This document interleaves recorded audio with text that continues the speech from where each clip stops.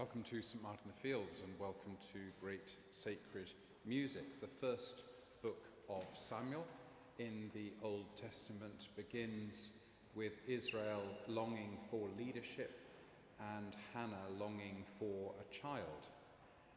And just a couple of chapters in, we get the magnificent Hannah's song that proclaims the triumph of the lowly and the taking down of the mighty. Then if you skip ahead to Luke's Gospel, it begins with Israel longing for deliverance from the Romans and the announcement of the arrival of a child, Jesus. And then when she goes to see her cousin Elizabeth, she sings what we today call the Magnificat. My soul magnifies the Lord. And if you've just a few moments ago read Hannah's song at the beginning of 1 Samuel, you think, hang on, it's the same. She's borrowed it. The New Testament is just plagiarism of the Old Testament. What's going on? It's a scandal. Someone should be told. But that would be to miss the point. The point is that the writer of Luke's Gospel knows how the first book of Samuel begins and wants the reader to think, this was the great resurgence of Israel in the Old Testament that led eventually to the kingdom of David. This is now the renaissance of Israel that's going to lead to the emergence of the Son of David, Jesus. So that's what's going on in the writing of these famous words, my soul magnifies the Lord, that we've just heard. And historically, in the life of the church, this song has been a kind of manifesto of transformation, of God's turning the world upside down. The biggest irony, probably, in the liturgy of the Church of England is that this song has tended to be sung in some of the most magnificent cathedrals and colleges of this country, and this song is all about turfing out the mighty from their seats and upholding the lowly and meek, although the lowly and meek almost never get to hear it in the places in which it's most commonly sung to the mighty. There's something to think about.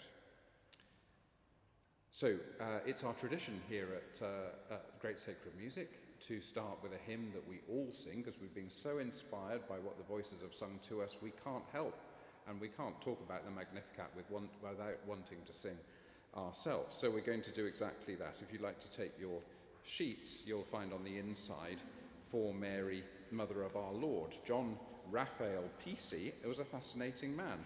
He served as a lieutenant in France during the First World War, receiving the Military Cross. While at Selwyn College, after the war in Cambridge, he played first-class cricket. He then became headmaster at Bishop Cotton School in Simla in India in the late 20s and 30s. And then he became principal of Bishop's College, Calcutta, from 1935 to 45. Then he came home, and the crown of his career was becoming Canon of Bristol Cathedral. Why do I say that? Because I come from Bristol myself. The 5 of his hymns were first published in 100 Hymns for Today, the supplement to Hymns Ancient and Modern, published in 1969, including Filled with the Spirit's Power, which you might know, and this hymn, For Mary, Mother of our Lord. We're going to remain seated, the voices will stand and sing it as we join together. Oh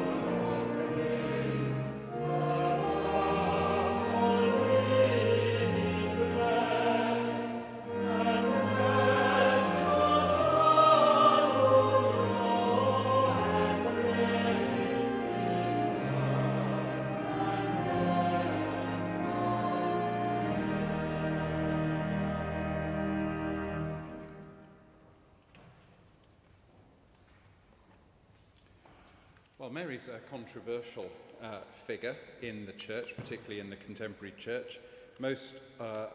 Partly because Catholics pray to Mary and Protestants make a point of not doing so, but also about whether she represents a type of a woman that women today should aspire to or not. It's often pointed out that she seems quite submissive when Gabriel comes and says Hail Mary to her, but it's less often pointed out that when she goes to see her cousin Elizabeth, she's quite the opposite of submissive. She's incredibly assertive and strong in the way she sings this song.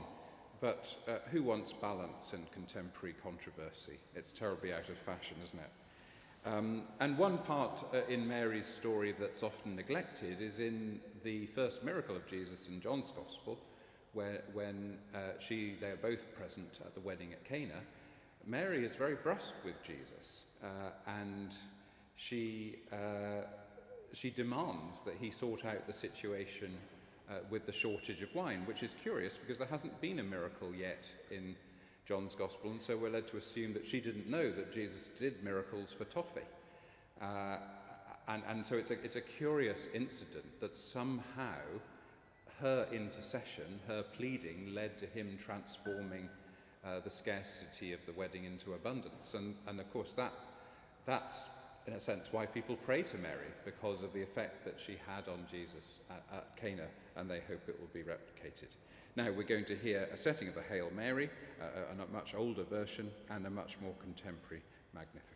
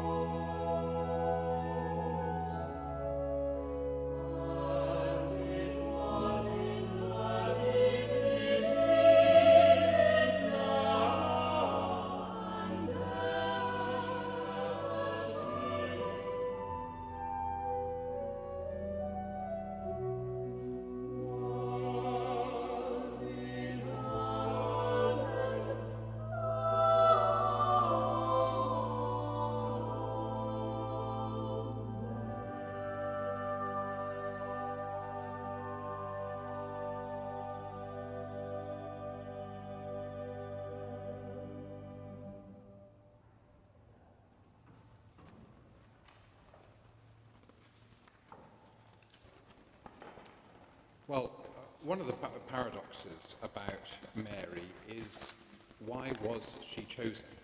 Was she chosen because she was an outstanding individual, and therefore choosing her to be the mother of the Lord was an affirmation of her general outstandingness, her virtue? Or was she chosen precisely because she was simply an ordinary young girl, and it could be any of us who could have been chosen just like her, because there was a certain randomness because she represents humanity as a whole? Well, that's been one of the great dividing points between Protestantism and Catholicism for 500 years. Catholics tend to take the view that she was chosen because she was so wonderful, hence the doctrine of the Immaculate Conception of Mary. Turned out, who knew, that she was born by a virgin birth, not just Jesus, that Anne and Joachim, her parents, well, we won't bring Joachim into it too much, but she was conceived much the same way Jesus was. That's the Catholic view. The Protestant view is that she's just like one of us. Could have been anybody.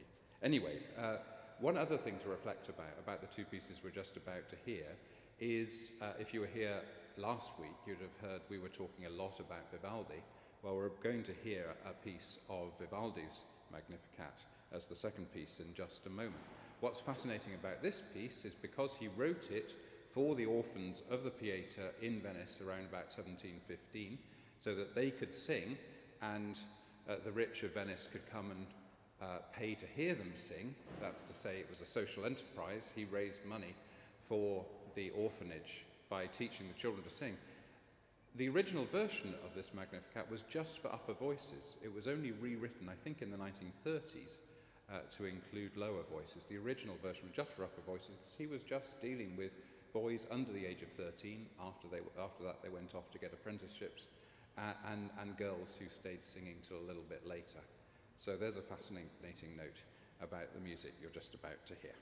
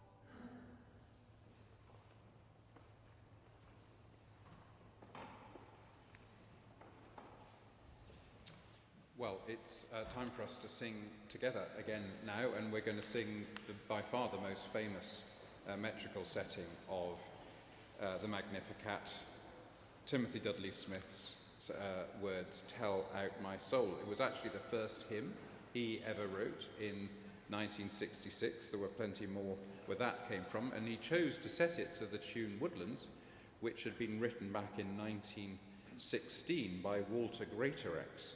Walter Greatorex, probably a largely forgotten character today, but he taught Benjamin Britten, W.H. Auden and Lennox Berkeley at Gresham's School in Norfolk.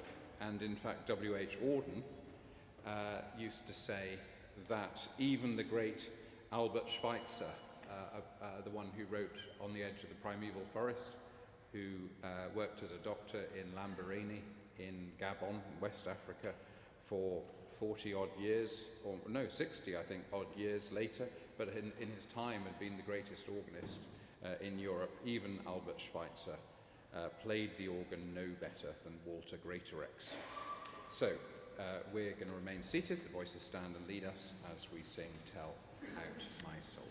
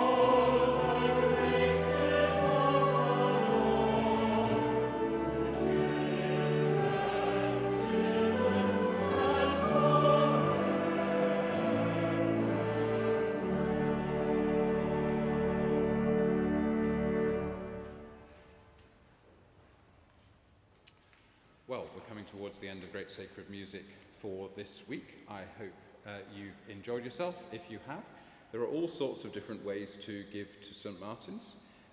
You can text, you can go on the website, you can swipe your card on a card reader machine as you leave, and there's an opportunity to leave cash if you use cash as you leave also. It's all appreciated to enable us to keep this great tradition going for many years to come.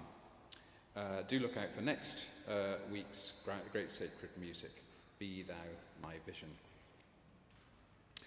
We're going to finish with something completely different, which is the same in theme, that's to say, Hail Holy Queen, the Salve Regina, but from the film Sister Act. Sister Act is a 1992 American comedy film starring Whoopi Goldberg as a singer forced to join a convent after being placed in a witness protection program.